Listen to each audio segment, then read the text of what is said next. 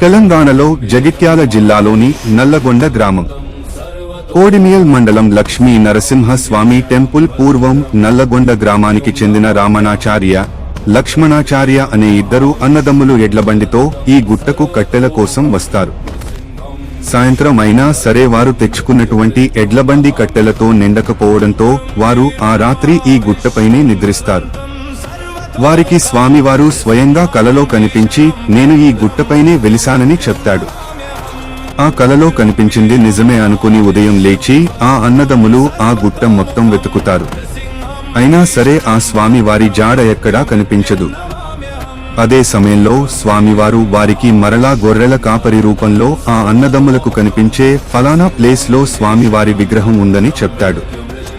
అప్పుడు ఆ అన్నదమ్ములు స్వామివారిని కనుగొని వారి గ్రామానికి వెళ్లి అక్కడ ప్రజలతో చెప్పి ఆ గ్రామస్తులంతా కలిసి ఈ ప్లేస్ లో స్వామివారికి టెంపుల్ ను కట్టించడం జరిగింది.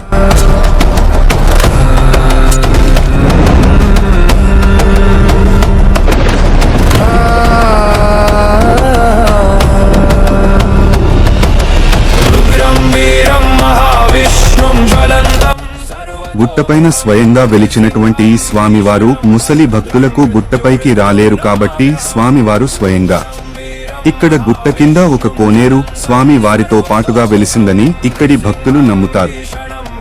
భక్తులు ఈ కోనేరులో స్నానం చేసి స్వామివారి దర్శనానికి వెళ్తారు. శ్రీ లక్ష్మీ నరసింహ స్వామి లక్ష్మీదేవిని తన తొడపై కూర్చోబెట్టుకుని ఒక చేత్తో సుదర్శన చక్రం, మరొక చేత్తో శంఖాన్ని, ఇంకొక చేత్తో భక్తులకు అభయ హస్తం ఇస్తున్నట్లుగా ఇక్కడ స్వామివారు దర్శనం ఇస్తారు.